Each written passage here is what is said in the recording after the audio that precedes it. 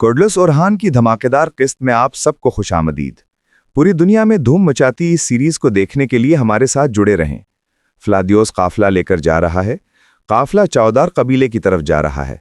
फिर काफिला रुक कर सिपाही से कहता है, फातिमा खातून आज फरार होगी, लेकिन एक दिन हम जरूर एक दूसरे को देखेंगे।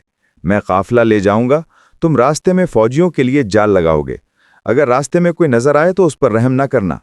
ये कहकर वो चल पड़ते हैं। अलाउद्दीन कहता है, काफिर और ऐखानी सब हम पर हमला करेंगे। गुंजा कहती है, अलाउद्दीन, बाजियान की सरबराही का इंतखाब नहीं किया गया। मोहलून खातून कहती हैं, मैं किसी मुनासिब इंसान का इंतखाब करूंगी। गुंजा कहती है, माँ, हम हर पल अबूर करते वक्त घोड़ा नहीं बदल सकते। मैं जानती हूं ये मेरी जगह नहीं है, लेकिन मैं जानती हूं कि हलीमा को वजीफा जारी रखना चाहिए। मोहलून कहती हैं, तुम ठीक कहती हो गुंजा, ये तुम्हारी जगह नहीं है। हलीमा ने गलती की थी और ये सज़ा भुगतेगी। हलीमा कहती है, माँ, आप मुझे सज़ा नहीं दे रही, बल्कि आप फौज को सज़ा दे रही हैं। मोहलून कहती हैं, तुम्हें मेरी नाफरमानी करने से पहले सोचना चाहिए था। ये ख़त्म हो गया, अब तुम बाजियान की सरबरा नहीं हो। अलाउद्दीन कहता है, मैं आपकी बातों का एहतराम करता हूँ, लेकिन अभी माँ, अभी नहीं। मोहलून कहती हैं, अलाउद्दीन। अलाउद्दीन कहता है, कबीले में नज़्म ज़ब्त आपके सपुर्द है। फिर कहता है, नीलूफर कहाँ है? लेकिन नीलूफर वहां मौजूद नहीं होती। अलाउद्दीन कहता है, गुंजा, तामीरात की जिम्मेदारी संभालो और यूनानी आग की तैयारी नीलूफर जल्द अज जल्द करे, और हलीमा, तुम गश्त पर निकलो। हम सब मिलकर दुश्मन के खिलाफ अपनी सरजमीन का दिफा करेंगे। सब एक जबान होकर कहते हैं, इंशाअल्लाह। ओरहान कहता है, मैं अपने बाबा का ख्याल रखूंगा, सलामत रहें, और वहां से चला जाता है। दूसरी तरफ दुश्मन कहता है, तुम कभी भी उस काफिले तक नहीं पहुंच सकोगे। ओरहान जवाब देता है, क्या वाकई? और खलील को इशारा करता है। खलील और सिपाही फौरन तलवारें निकालते हैं और मुकाबला शुरू हो जाता है। कुछ ही लम्हों में कई सिपाही मार दिए जाते हैं। एक कैदी को खलील मारने लगता है, लेकिन ओरहान उसे रोक देता है। ओरहान घोड़े से उतरता है। खलील गुस्से से कहता है, तुमने उसकी बहन पर हमला किया, मुझे तुम पर अफसोस हो रहा है। बलाबान कहता है, मुझे लगता है ये इसका दिल चीर डालेगा। ओरहान उस कैदी का नकाब उतार कर पूछता है, क्या तुम चाउदार से नहीं हो? खलील गुस्से से कहता है, ये नहीं, तुम फौरन नहीं मारे जाओगे। मुझे लगता है ये पहले तुम्हारे कान काटेगा। ओरहान सख्त लहजे में पूछता है, तुम कौन हो? बलाबान भी कहता है, मुझे याद है, पहले कान काटा था, फिर नाक, बिल्कुल वैसे ही जैसे इसने अनागुल किले में किया था। ओरहान खंजर निकालते हुए सख्त लहजे में पूछता है, मैं तुमसे पूछ रहा हूं, तुम कौन हो? सिपाही घबराकर कहता है, रुक जाओ, फ्लादियोस ने हमें यहां भेजा है। ओरहान चौंक कर पूछता है, फ्लादियोस? वो क्या कर रहा था? सिपाही कहता है, वो काफिला चाउदार कबीले की तरफ भेजेगा। ओरहान कहता है, फ्लादियोस कबीले में क्या कर रहा है? सिपाही जवाब देता है, उसका सदर मकाम करासी, गरमियान और कारामान ओगलू के रास्ते में होगा, वहीं जाएंगे। ये सुनकर ओरहान खंजर नीचे रखता है, तलवार निकालता है और एक ही वार में उस सिपाही का सर तन से जुदा कर देता है। फिर कहता है, तुमने उसकी मौत देख ली? बलाबान, खलील। खलील कहता है, फ्लादियोस कबीले में क्या कर रहा है? ओरहान जवाब देता है, हम जानते थे कि वो मिलकर काम कर रहे हैं, लेकिन ये नहीं जानते थे कि वो मिलकर लड़ेंगे भी। बलाबान कहता है, तो फिर हम रास्ते में ही तैयारी करेंगे। खलील कहता है, मेरे हुजूर, मैं अपने कबीले में आदमी भेजूंगा और मदद मांगूंगा। ओरहान कहता है, हमारे पास वक्त नहीं, हम चाउदार जा रहे हैं। चलो खलील। सब घोड़ों पर सवार होते हैं और तेजी से निकल जाते हैं। बरसा में फौजों के दस्ते तैयार खड़े हैं। दमरिल वहां मौजूद है। एक सिपाही बुलंद आवाज में ऐलान करता है, तकफूर सारोज और उनके मेहमान इल्खानी सल्तनत के गवर्नर तैमूर ताश दरबार में मौजूद होते हैं। सारोज ऐलान करता है, गरागा जाने के लिए निकलने वाले तैयार हो जाओ। दमरिल हैरानी से कहता है, ये यहां अब आया है, तुम इतने आदमियों के साथ यहां कैसे? थिर कहता है, या तो मैं वो सुरंग ढूंढ लूंगा या वो सुरंग मेरी कब्र साबित होगी।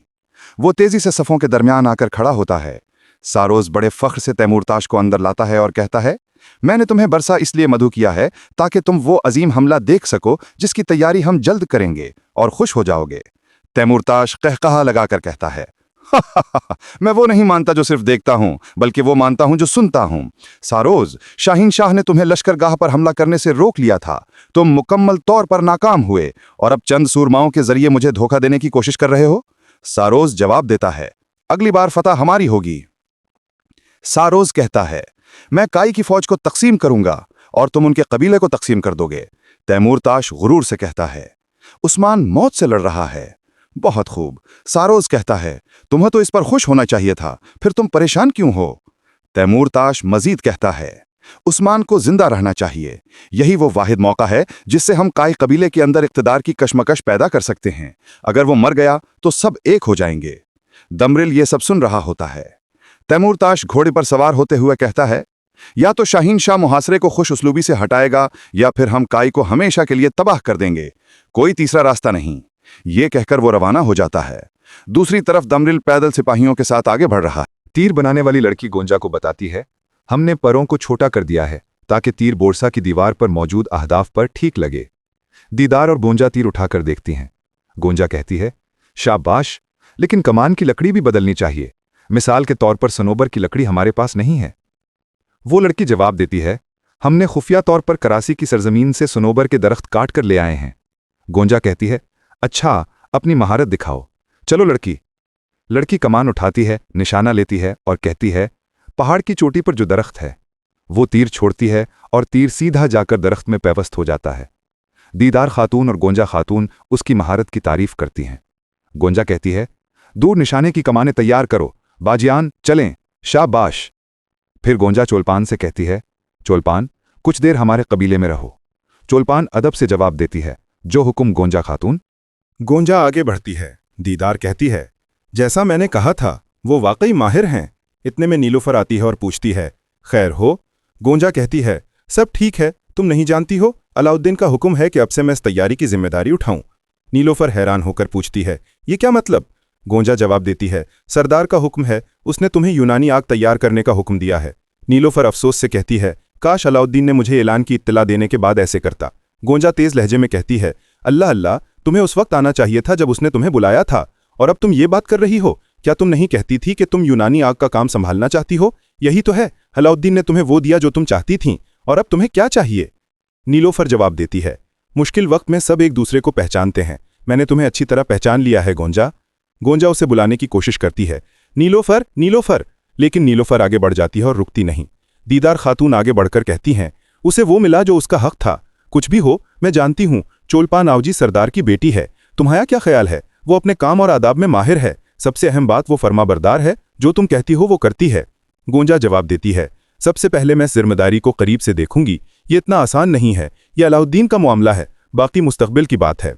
अलाउद्दीन एक तरफ होकर किसी से बात कर रहा है। गोंजा की आंखों में हसरत के आंसू आ जाते हैं और वो आहिस्ता से कहती हैं, ये सब तुम्हारे लिए कर रही हूं, सिर्फ तुम्हारे लिए।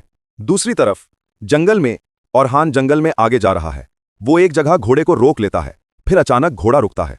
खलील कहता है, हम पहुंच चुके हैं हुजूर। औरहान कहता है, फ्लादियोस भेस बदलकर आया हुआ है। चावदार कबीला भी करीब ही है। रास्ते में जाल हो सकते हैं। अगर हम बेनकाब हो गए तो कामयाब नहीं होंगे। हम पैरवी करेंगे, खामोशी से चलेंगे। वो अपने घोड़े को थपथपाकर कहता है, चलो लड़के, खामोशी से। शाहीनशाह सरदार की तकरीर। शाहीनशाह सरदार अपने सिपाहियों के सामने खड़े होकर वलवला अंगेज तकरीर करते हैं। अपने घरों और खानदानों में वापस जाने का वक्त करीब आ गया है मेरे बहादुरों। बुरसा को उस्मान साहब की खातिर फतह करना, तुम्हारे साथ मिलकर पत्थर पर पत्थर छोड़ देना, जिस्मों को सरों के बगैर छोड़ना, ये मेरे कंधों का बोझ है। सिपाही जोश से नारा लगाते हैं, शाहीनशाह जिंदाबाद। शाहीनशाह सरदार आगे बढ़कर कहते हैं, उस्मान साहब और उनकी जगह नायब मुकर्रर होने वाले अलाउद्दीन साहब के लिए बुरसा को फतह करने से ज्यादा कोई चीज अहम नहीं है। इस मुबारक रास्ते में एक तरफ जारकोताई साहब हैं और दूसरी तरफ बुरान साहब मौजूद हैं।